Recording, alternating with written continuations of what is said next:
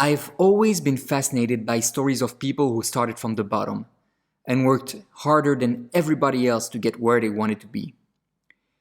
Our guest today, Nick Vinckier, is one of those persons.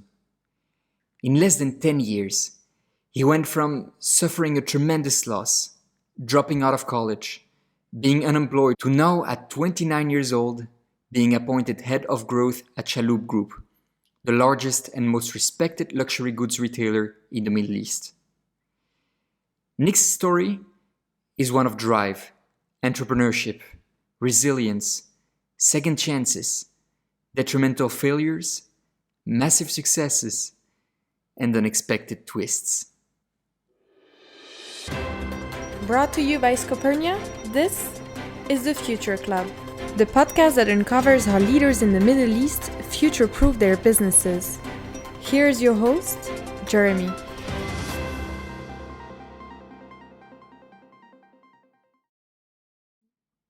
When I planned this interview with Nick, I told him we would sit together for 45 minutes. But we ended up in a very interesting discussion that lasted 2 hours. Coming out of the recording, I decided that we were going to release this podcast in 2 parts. The first one will be about his incredible journey. The second one about his current business challenge as head of growth at Chalhoub Group. This is part 1. Nick, welcome. Hello. First things first, if you have to introduce yourself to our audience, who would you say is Nick Vinckier? So, I'm Belgian, the best country in the world, of course. Obviously. I started with my, let's say, entrepreneurial adventure when I was 16 years old with my rap group that I started. We loved hip-hop music with 2 of my friends, and we decided to start rapping for the love of music, but also just to do something. I've always had that kind of sales mindset. I remember that my mom used to tell me that even when I was a small young kid, I wanted to buy a Game Boy, and we didn't have the money to buy it. My mom said, "Yeah, you can have it, but you will need to work for it." So I sold my Pokemon cards the entire summer at the coast to collect enough money and then buy the Game Boy myself. So I've always had that kind of hustle mentality in the positive sense of the word. So started rapping when I was 15, 16, was tremendously interested in everything that was business, and also I was in love with Jay-Z, and at that time Jiggy J as well, a Dutch hip-hop entrepreneur, wanted to replicate a little bit what they were doing, started a label. That label led to a booking agency. One thing led to the other very organically. So it was step by step. And all of a sudden, I was a little bit more mature, and the hip hop thing became more broader, more global, and it naturally grew into something bigger, more mainstream, and it became an event and hospitality company where we organized events, sold out venues. I started, and then in university, I studied event management, or started event management. I just want to go back a little, and you talked about it when you started your rap group, and afterwards the label and the event. You just said something. Everything came very organically, and I mean, those were all pretty successful experiences. So do you have the feeling that you did something, or your mentality of your way of acting actually caused those opportunities to come? I think all these things never happened with a lot of precaution. So what I see today, and I also have it myself, that I'm thinking, what could be my next step, or what could be a great business idea, or perhaps I can launch something like this or that. But that only came the last couple of years that I've been thinking like this. Before, everything was just so much more natural. So everything that I did in the past, or even in the recent past, and I don't want to brag, but that was kind of successful, came super natural. And I had ambition to build something bigger. When I started with the rap group, I didn't want it to be the rapper. I wanted to be bigger than that. So there's a very nice lyric of Jay-Z where he says, "I'm not the businessman, I'm a businessman." and that inspired me my entire life. So everything that I do, I think about that. But apart from that, all the good things came to me in an organic, natural way. All the other things that I overthought or really tried to engineer very properly, all those things miserably failed. Mm. You still had this inherent drive to wanting to do things first, and then potentially to achieve and to make a success out of things very early on. You had a lot of friends that were really supportive of that and that were willing to jump in that pool with you. I was very lucky to have my best friend who's always been very driven as well. I don't think it's entrepreneurial or not. It's more the drive of taking things into our hands and doing it. So I remember one very important conversation that I had with him. I was telling him about Snapchat. So there was very early on in the Snapchat thing, a lot of influencers in the US started talking to their phones, starting talking to their followers. And that was pretty new at that time. And it was super awkward. There was no one doing it in Flanders or in Belgium. So I said to him, I want to do this, but I don't feel like doing it because it's going to be so strange. I'll be the only nutcase who's walking on the street talking to his phone. And he said, you don't have to care about it. If you want to do it, just flip that screen and talk to your followers. I did that the day after, and it took my account. It blew up incredibly. So it was like, from there on, I always remember that. Just flip that camera. It's like a quote that stuck with me forever. Flip the camera and just do it. And I'm very fortunate to have a best friend like that who always has been supporting me. And just said, just do it. Don't care about it. Yeah, and I think it's something that when you talk to people that have been very successful in their careers, that's something most of them will share is that in the end, what do you have to lose? Most of the time, you don't have much to lose in trying something new. Mm-hmm. Maybe it will look awkward, maybe it will be ridiculous, but I mean, maybe also you will just like you say, it will blow up and it will be very successful. So we need to take that chance when moving forward. So one thing that you talked about several times, and I talked about it in the intro. So you were studying event management and you dropped out of school.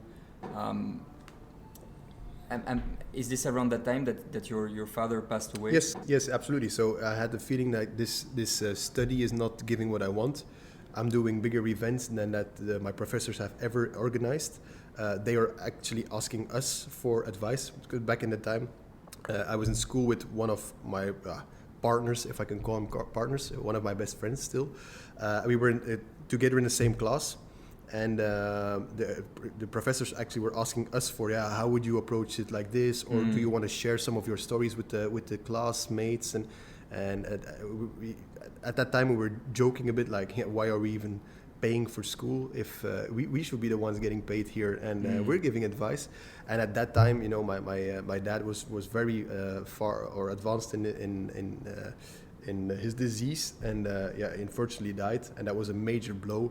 So I bounced into a depression, and I missed a couple of months of school, and I didn't really feel like going back anymore then. I just was like, I was somewhere in between sleeping every day and then going out drinking a lot of alcohol, then trying to do some stuff, trying to do some event management because we had the company with events. It was just okay. Then I went to Spain with my best friend that I just was talking about, the one who has always been driven. So he's been pivotal for me, fundamental in my life. He's like my brother.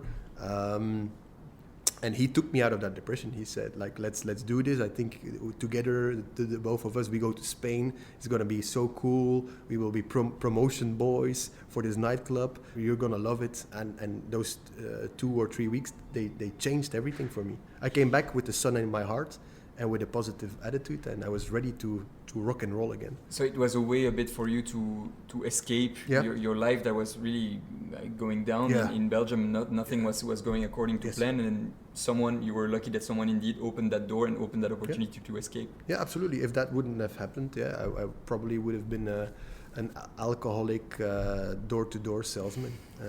A bit after you bought a nightclub. I mean, how at some point I took over. You took over a nightclub. Yeah. So what was it called? Stereo Club. Yeah. But it's important. So we didn't really pay any entrance, or we didn't buy an acquisition fee for the club. So it was had a terrible image. It got closed because of huge drug dramas in my hometown. So the municipality closed it. Nobody dared to even think about opening it up again. So it was extremely. Yeah, they were happy that someone was willing to open it again from the brewery. And that is what I think is where you would see everyone running away from it. You and your friends, I am guessing some of your partners were the one jumping on the opportunity. Yeah, we thought that this is the, there's no other chance or opportunity ever is going to come like that, quote unquote free nightclub that we can start. Nobody wants to do it. There's a lot of work. We have all the odds against us. We will most probably never be successful with this. But what do we have to lose? If we pass on this chance, we will never get the opportunity again to open our nightclub. And I always I thought, I'll be able to do that. It's very uncomfortable. It takes me out of my comfort zone, but I'll be able to figure it out. It's not brain surgery. It's not being an astronaut. It's common sense, so I'll figure it out on the go. And at the time, I was selling telephone subscriptions door to door at that time. So I just came back from Spain, and it was either going back to door sales, or going back to school, or starting a nightclub. So the choice was made very quickly. I was dead broke at that time. So we managed to get a little bit of starting capital, friends and family, if you will. Bootstrapping, yeah, absolutely. We changed the place with the means that we had. We rebranded the whole place, and we took off. It was a big hit from the get-go, and we never looked back. It was full every night. It was mega popular. It was like this new thing coming up. It was a very versatile place. It had an okay location, so it was an immediate smash hit. So everyone could find their own little thing, and we played towards that as well. We were very good in segmenting. So we said, okay, in the week, at noon, we have cheap drinks, because we want the students to feel happy and feel welcome. After school on Friday afternoon, we had cheap drinks again for the students to celebrate the weekend. Then between 7 and 10, we turned it more into this club vibe, and we brought bigger DJs. The cheap drinks were not, the promotions were done, so we had more of the, let's say, the higher price point alcohol. We did bottle nights. We really brought great DJs, and also back in the day. So I discovered the power of social media. So we've done some crazy marketing. Yeah, we've done a lot of marketing stuff and business stuff as well. So I don't want to make it sound as we just opened the doors and people just came in. So we did a lot of business activities as well, obviously, and there I really learned the power of social media and digital marketing in the club, because I was setting up ads myself on Facebook, checking already on, because that was in, it was just the beginning, 2011. Yeah. So Facebook advertising just started. And the power of groups and events, and I started doing all of that. And I thought, this is amazing. Word of mouth online. We got photographers in the place, making sure that people got tagged on Facebook, because then they started sharing that, and other people saw, they had an amazing time, and it's Stereo Club. Our logo was there. People shared it on their profiles. We tried to make it as profile picture possible. So people put it on there as a profile picture with our logo on it. So they became billboards for us. That's very interesting, because obviously you're telling that now, and everyone that will listen will say, obviously you did that. Of course, everyone does that, but we need to think about it. It's 2010. Those features just appeared on the platform, so you really had to have an eye, you and your team, the people working with you, saying, okay, we have this great tool. How can we leverage every single feature of that tool that people are now using? Absolutely. And I think that's something that we can still use today. Absolutely. There are lots of tools that are available out there for free most of the time. How can we leverage every single piece of it to make sure that it works in your favor? Absolutely. From early on, we really started we looked at in how to abuse the system a little bit. So you had some sort of organization, a business model, a pricing model. You knew who you were going to target to at what point. So those are all stuff that you usually learn in business school through projects. Yes. But as you said, for you and for your partners, it's indeed business is common sense. Yes.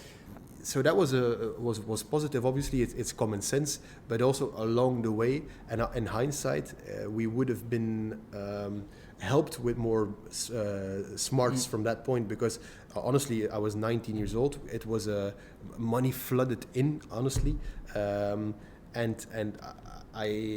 it was going too fast for me to follow, both in a success way, so I lost myself, but also in terms of business, so we couldn't keep up with the success.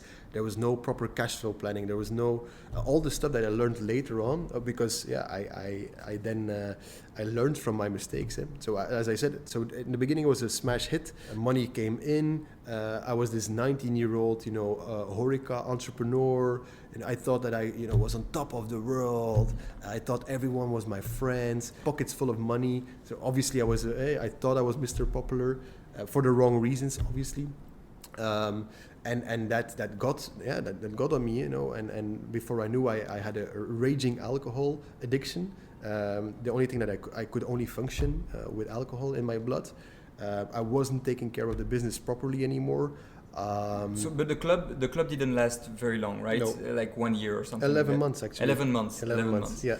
It got closed after 7 months due to complaints of noise in the neighborhood, and they were happy to close it because I was becoming very arrogant. I was very, I was this young guy. I thought I was God. Yeah.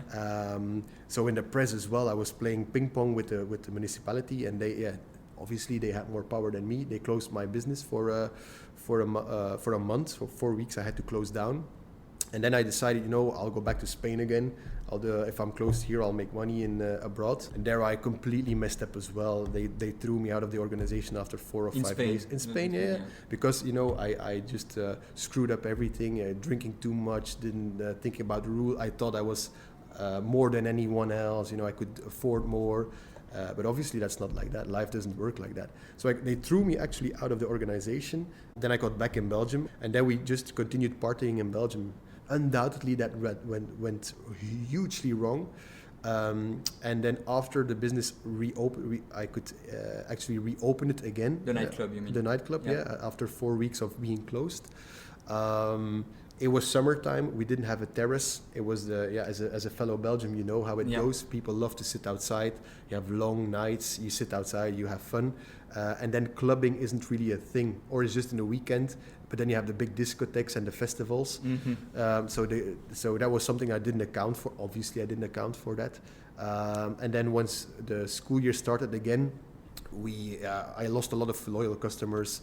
And business was going down and down and down. Plus, then I got into some arguments with my business partners, to the point that in November, around November, I just decided, let's stop, because from a business point of view, it's not making sense anymore. Personally, I have to stop because I'm driving myself into this huge mess. So if I want to make something from my life, this story needs to stop. It was fun and stuff, but it has to stop, because at the same time there's so much more. I've had mornings where I woke up with a bottle of tequila next to me in the club, lights on. So I lost everything of myself. I lost total control. So at that point you're 21 years old. You've had great experience as a manager, as a business owner, but so you burned through all of the cash that you had made. I ended up with nothing. You ended up with nothing, and you dropped out of school. So I mean, what goes into your mind? What do you do next? So I closed the club. I just went home, and then the day after I woke up, and I had nothing. So my wallet is empty, and I thought, wow. And you were living at your mom's? I'm living at my mom's place. I'm 21 years old.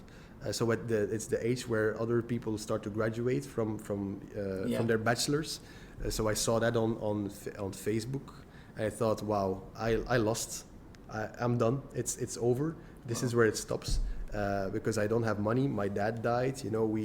We had to sell our house before. We had some financial issues. So yeah, here I am. Luckily, my mom had met someone, a new boyfriend, and he said, you need to get a new chance. If you want to go and study, I will pay for your study. So yeah, luckily I did that. Yeah. Or I got that opportunity to go back to school.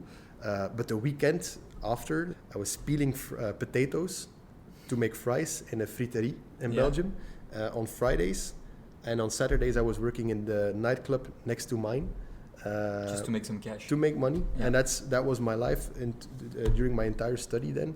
I always went and was the hamburger guy then on Fridays.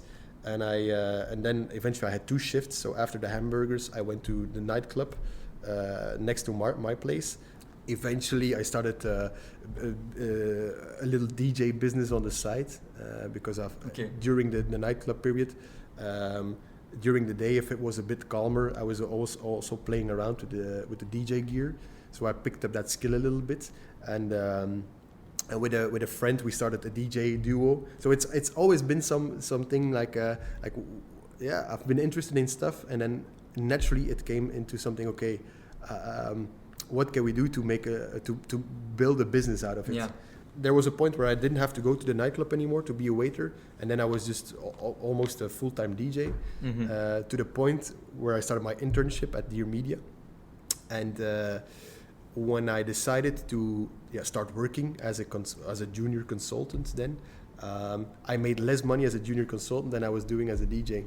Yeah. So. But I had to make a choice because I was either going back into the nightlife again or becoming someone serious, and I'm super happy that I you took that choice. Yeah, of course. And just one thing that you mentioned that is quite interesting is that you were always thinking about how to make a business out of it, and I think that is pretty key, especially today where our lives as professionals and as human beings are way less linear than what they were 20 years ago, where you would get into a job and stay in that same job or that same company for the 40 years of your career. A lot of people here, they have one job and they're looking to have a side hustle, something else that they can do, and that's an advice that I would always tell to those people is that take a look at what you're most passionate about and what you like, and ask yourself that single question: how can I make a business out of it? But you can basically make a business out of anything today. But then you get into the more serious life. Yes. Like you said.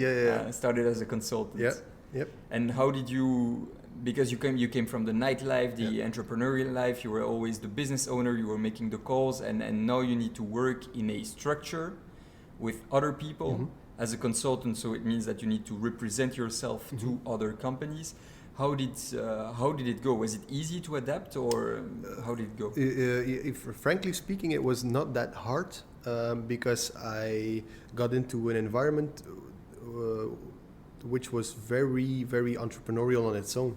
So Dear Media or Duval Union Consulting, it has never been a normal consulting practice where you had a very top-down decision making. So it was always very bottom up. It was very nurturing, very stimulating. And also back in the day, so I was during my nightclub days, I found the power of social media. And when I studied communication management, I wanted to do something in social media and digital marketing. But as I immediately saw this is going to be the future.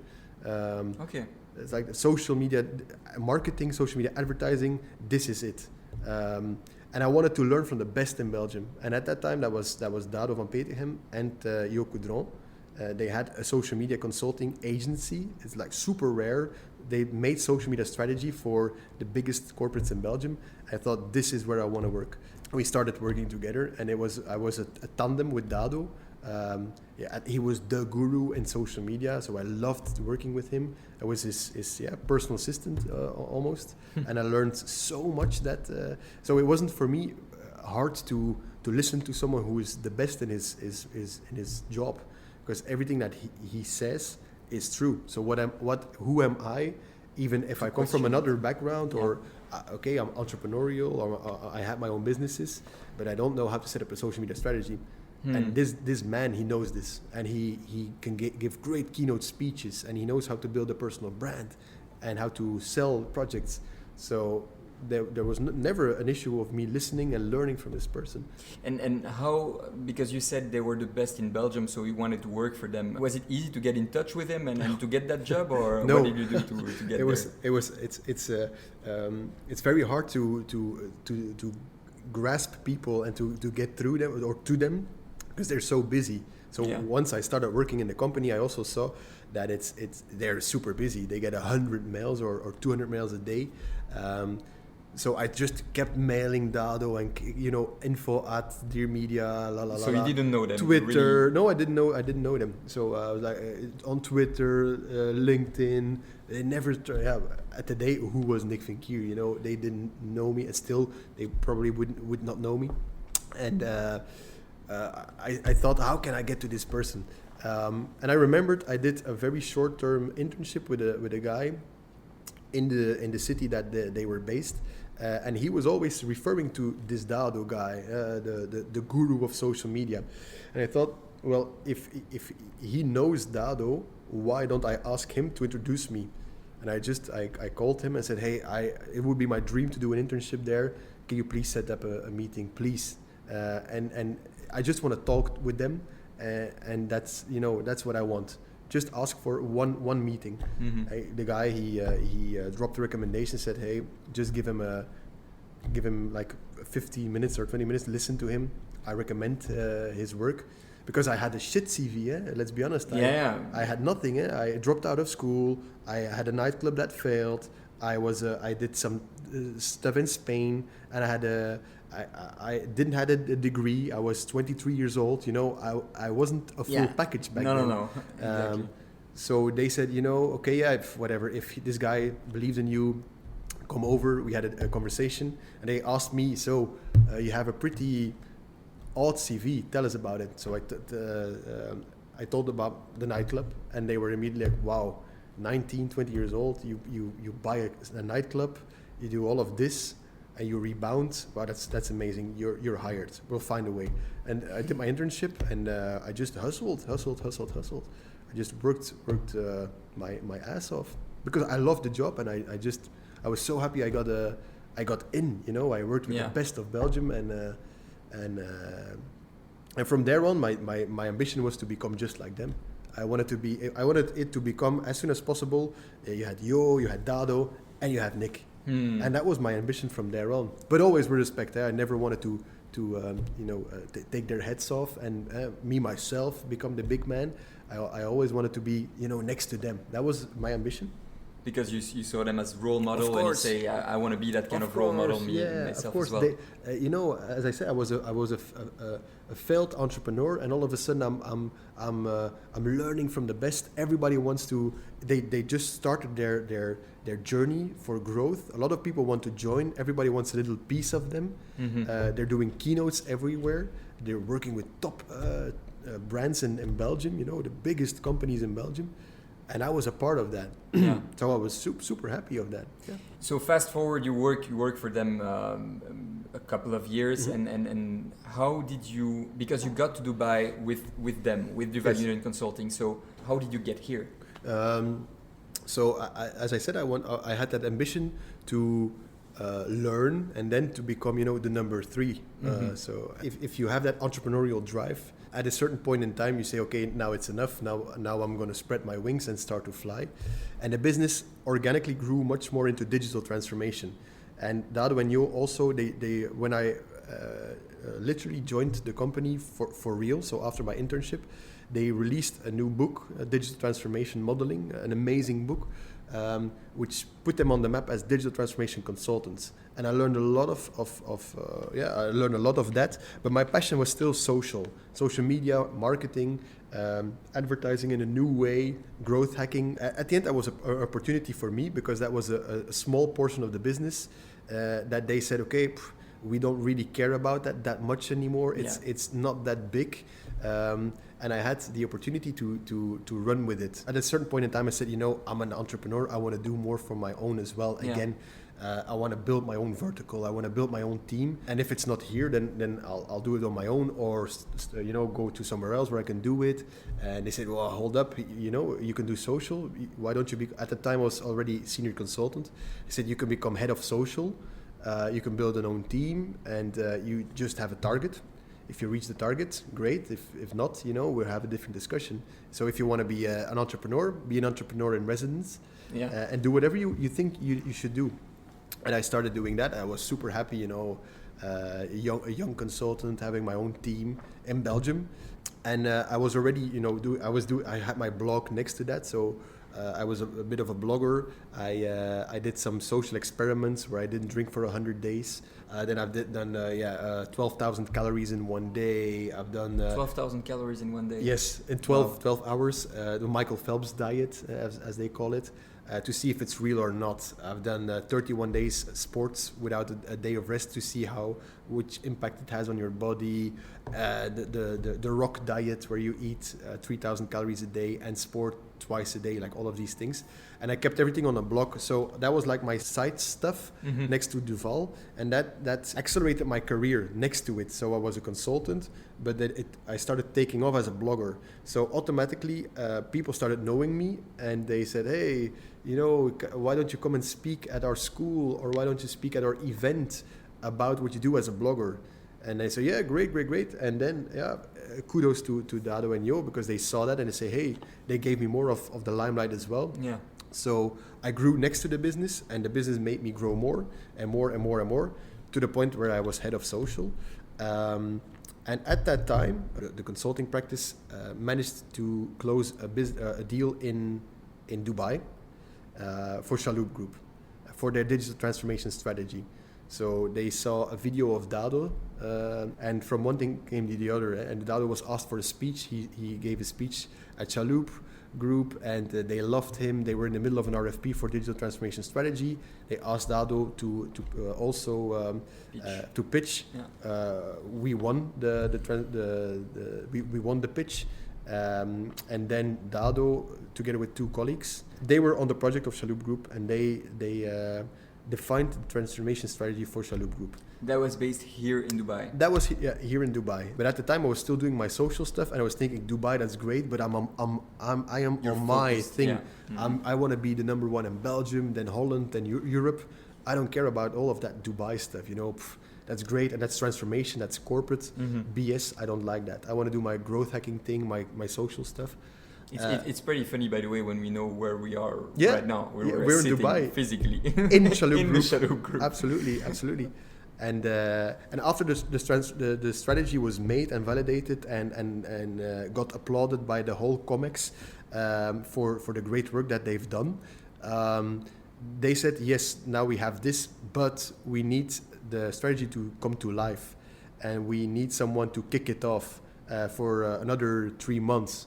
And we need someone with an entrepreneurial vibe who wants to take things from 0 to 1. And that's where Dado said, I might know someone who would be interested or who could do this with a bit of growth hacking mindset. We came here. Chalhoub Group has Level Shoes, an own concept.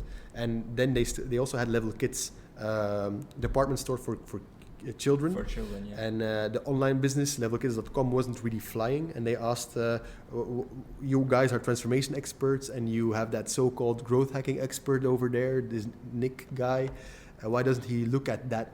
And I had a conversation with the CFO back then about Level Kids, about how I see the funnel, what should be done, and I saw him taking notes, and he said to Dado, "You really got the right guy. He knows his shit."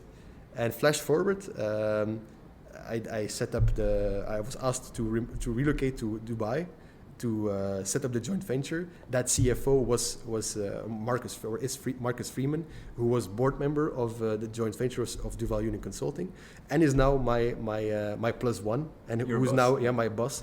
And he's co-CEO of the group now, and I'm head of growth for Chalhoub Group. When so they told you, okay, you need to go to Dubai, the physical changing from one country to the other. Were you alone at that time? Because you were married, right? I'm married now. Yes. And were you with your wife back then, and you had to move both of you here? Yes. How was it? How did she take it? Because it's not a small move. It's not a small decision. She took it really well, but we eased into it, or it came gradually. Yes. So I had the after that famous meeting where he said he really knows his stuff. I did a project for 12 weeks to help the transformation strategy come to life. And I was traveling. So I've spent 6 weeks in Dubai, 6 weeks in Belgium, traveling every other week. So it put so much strain on myself personally, but also on my relationship, because I was away all the time. Or I was tired and I wanted to sleep, or I went out and have a drink. This wasn't working anymore, that model. So when that question came, I just said, think about it, and she immediately said, why not? Let's do it. Let's try it. Let's try. If I say no right now, we will never know. And if I say yes and it doesn't work out, at least we tried. And I think it's pretty. I mean, you're also pretty lucky to have found someone that is open to those kinds of opportunities. Absolutely. It's quite. I mean, it's tough. I mean, both of us we've done it at some point, and I think most of the people that live in Dubai, they left a comfortable life at home for most of them to come here and take the risk. It's still a risk that you're taking to come here, and you've been very lucky that she was supportive. Absolutely. So you started here in Dubai. I mean, Duval Union Consulting, a couple of projects, and what is I think really interesting is before 30 years old, you get offered the position of head of growth of Chalhoub Group, which we'll talk about in the second part of the podcast. But it's a massive company. How did that come? Originally, I was going to do the assignment here in Dubai for 2 years. To set up the office and then see what was going on with the Duval Union joint venture with Chalhoub Group. So the 2 years were passed, or were going to pass by, and I said, I'll probably go back to Belgium. I've done my thing. We went from 0 to 1, and I didn't really have that ambition to take it from 1 to 200 or whatever. I was because I had one-to-ones with Marcus as a board member and an advisor to Duval. Obviously, And I said that, and he said, "Why would you go? Why would you leave? You've set this up. You had so much setbacks, all these challenges to set up a niche boutique here in Dubai. It's finally picking up, and now you're gonna leave. Why would you do? Why don't you stay and reap the benefits?" And I said, "I'm someone who takes things. I like to take things from 0 to 1. That's what excites you. That's what excites me. Taking it from 1 to 100, that's probably a smarter idea to earn more money. But at the end of the day, I don't like to do that. It's very process driven. It's very structure driven. A lot of HR, finance, financial management, which is mega important. But my heart doesn't beat for that. I love doing the initial marketing. I love being bootstrapped. I love doing guerrilla marketing. I'm too much of an entrepreneur, let's say, to work in a setting like that. At the same time as the head of e-commerce of Faces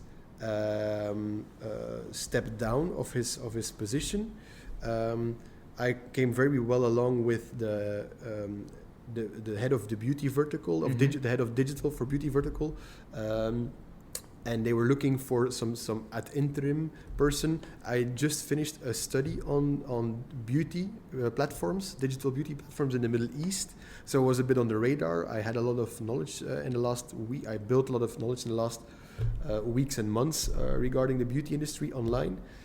And I was also in that conversation with Chalhoub Group on, okay, what is my future here or in Belgium, whatever.